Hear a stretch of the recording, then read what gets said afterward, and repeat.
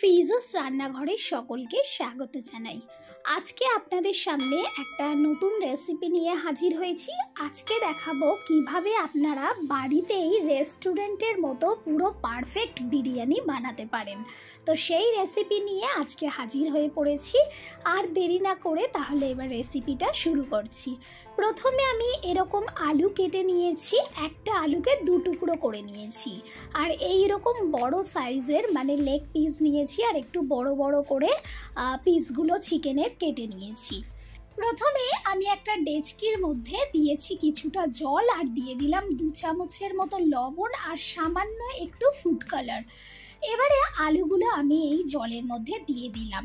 বিরিয়ানি করার প্রথম স্টেপই হচ্ছে কিন্তু আলুগুলোকে করে নেওয়া। তো আলুগুলোকে আমি সিদ্ধ করে নেব খুব ভালোভাবে।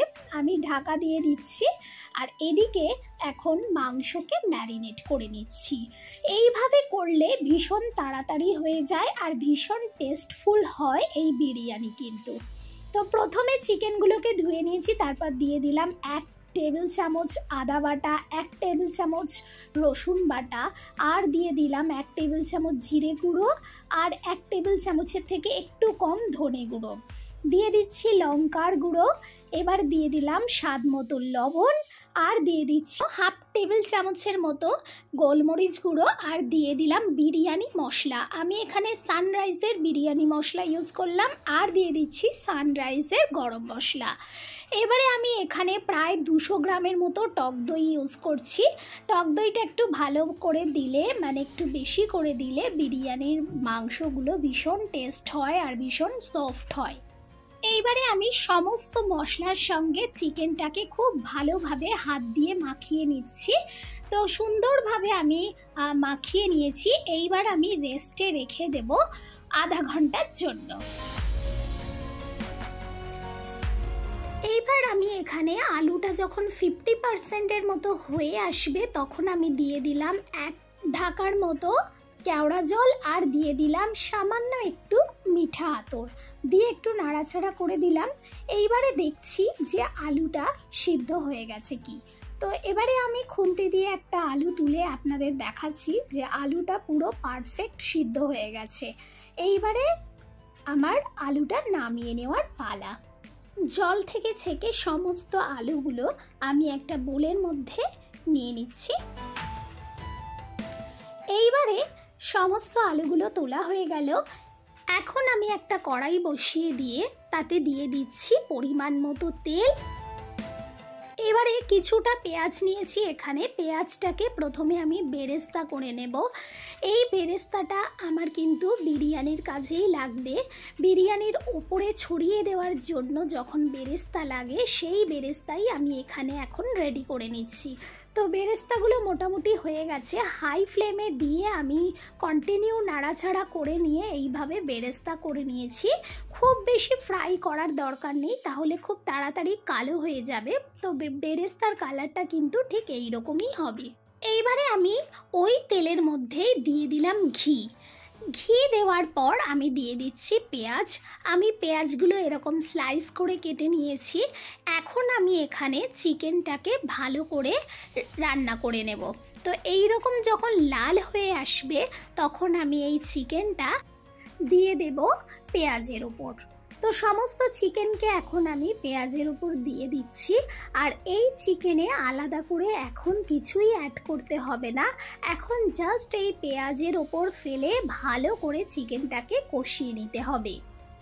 এদিকে চিকেনটাকে কষানো হচ্ছে, আর অন্যদিকে আমি বসিয়ে দিয়েছি জল। এটা হচ্ছে ভাতের জন্য জল। এখানে দিয়ে দিলাম কিছু লবঙ্গ, দিয়ে দিলাম দারচিনি, আর কিছুটা এলাচ। এবার পরিমাণ মতো লবণ দিলাম, মানে যে লবণটা ভাতে হতে হবে সেই রকম আন্দাজ করে কিন্তু এখানে লবণটা দিতে হবে। আর দিয়ে দিলাম সামান্য একটু সাদা তেল, যাতে ভাতগুলো একে অপরের সঙ্গে না জড়িয়ে যায়, একদম ঝরঝরে থাকে। এদিকে চিকেনটাও প্রায় কষানো হচ্ছে। তো আমি মাঝে মধ্যেই একটু নাড়াচাড়া করে দিচ্ছি ঢাকনাটা খুলে। আর এইবারে আমি এখানে অ্যাড করব Kashmiri red chilli powder. Kashmiri red chilli পাউডারটা কালারের জন্য ইউজ করলাম, আর দিয়ে দিলাম 1 ঢাকা গোলাপ জল, 1 ঢাকা কেওড়া জল, আর দিয়ে দিচ্ছি পরিমাণ মতো একটু আতর দিয়ে ভালো করে আবার নাড়াচাড়া করে নেব।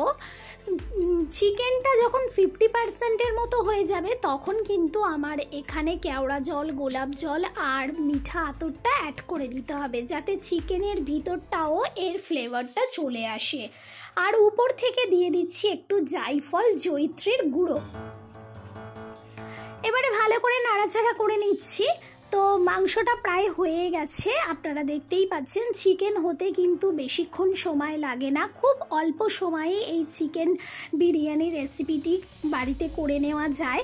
আপনারা একবার হলেও আমার এই ইজি প্রসেসটা ফলো করে একবার বাড়িতে করবার চেষ্টা করবেন, আশা করছি আপনাদের ভীষণই পছন্দ হবে। তো চিকেনটা প্রায় ডান হয়ে গেছে, তো আমি এবারে চিকেনটাকে নামিয়ে নেব। প্রথমে আপনাদের একবার দেখিয়েই দিই যে চিকেনের কেমন গ্রেভি হয়েছে। এই যে ইজি প্রসেসে খুব অল্প সময়ে আপনারা পুরো রেস্টুরেন্টের মতো কিন্তু বিরিয়ানি বানাতে পারেন যদি আমার এই রেসিপি ফলো করেন।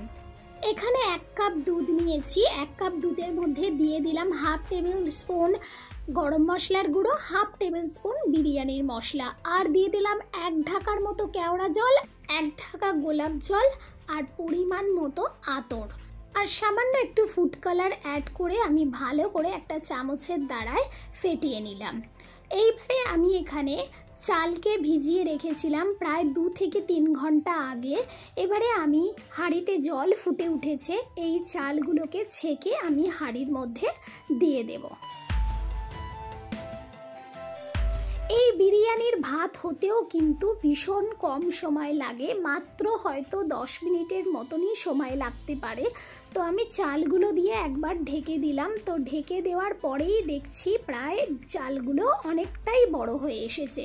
তো আমি একটা হাত দিয়ে টিপে দেখাচ্ছি যে চালগুলো হয়ে গেছে, মানে 20%-এর মতো বাকি থাকবে। এই অবস্থায় ভাতগুলোকে কিন্তু ছেঁকে তুলে নিতে হবে জল থেকে। তো এখানে আমি শুধু জলটাই বাদ দেব, বাকি যে সমস্ত মশলা থাকবে সেগুলো ভাতের সঙ্গে থাকলে কোনো অসুবিধা নেই। এখানে সমস্ত ভাতকে ছেঁকে তুলে নিয়েছি। এইবারে আমি একটা বড় সাইজের হাঁড়ি নিলাম, আর তার মধ্যে দিয়ে দিচ্ছি বেশ কিছুটা পরিমাণে ঘিটা দিয়ে হাঁড়ির এদিক ওদিক ভালো করে লাগিয়ে দিচ্ছি। আর আপনারা কিন্তু চাইলে এখানে ডালডা বা সাদা তেলও ইউজ করতে পারেন, আমি এখানে ঘি দিলাম যাতে টেস্টটা খুব ভালো আসে। আর এবারে বয়েল করে রাখা আলুগুলো সব দিয়ে দিলাম, আর চিকেনটা গ্রেভি থেকে ছেঁকে তুলে রেখেছিলাম সেই চিকেনগুলো আলুর ওপর দিয়ে দিলাম। এবারে আমি এই আলু আর চিকেনের ওপর ভাতকে ভালো করে লেয়ার করে দেব।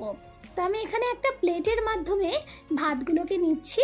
প্লেটের মাধ্যমে নেওয়াটাই এখানে সুবিধাজনক, তাহলে চালগুলো ভেঙে যাবে না। আপনারা যদি হাতা বা অন্য কিছু দিয়ে কাটাবার চেষ্টা করেন তাহলে কিন্তু চালগুলো ভেঙে যাবে, মানে ভাতগুলো ভেঙে যাবে। তো এখানে আমি একটা প্লেটের সাহায্যে ভাতটা লেয়ার করে দিয়েছি। এবার উপর থেকে চিকেনের যে গ্রেভির তেলটা আছে সেটা খুব ভালো করে ছড়িয়ে দিলাম। এবারে দিয়ে দিচ্ছি উপর থেকে যে আমি দুধের মিশ্রণটা রেডি করেছিলাম সেটা হাত দিয়ে ভালো করে ছিটিয়ে ছিটিয়ে দিচ্ছি। আপনারা চাইলে এখানে একটু উপর থেকে কেওড়া জলও দিয়ে দিতে পারেন বা গোলাপ জলও দিয়ে দিতে পারেন। এবারে আমি উপর থেকে দিয়ে দিচ্ছি বেশ কিছুটা ঘি। আপনারা এই ঘিয়ের পরিবর্তে যারা ডালডা পছন্দ করেন তারা ডালডা বা তেলও দিতে পারেন, সাদা তেল। আর বেরেস্তা করে রাখা পেঁয়াজগুলো আমি এখন দিয়ে দিলাম। এবারে আমার দমে বসাবার সময়। তো আমি হাঁড়ির ওপর থেকে এইভাবে কাপড়কে দিয়ে দিচ্ছি।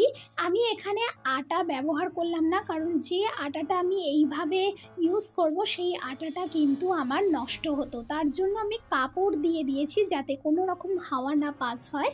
তো কাপড় দিয়ে আমি 15 মিনিটের জন্য দমে দিয়েছিলাম।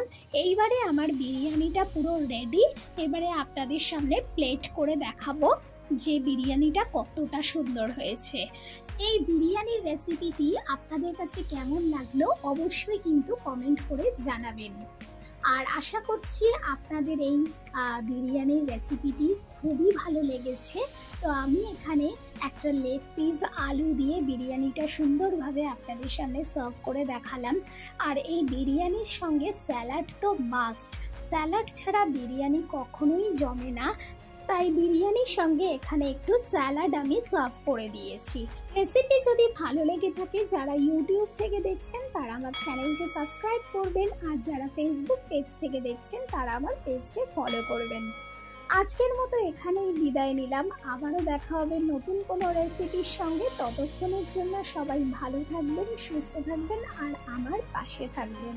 আর অবশ্যই কিন্তু আমাকে কমেন্ট করে জানাতে ভুলবেন না যে রেসিপি কেমন লাগলো আপনাদের।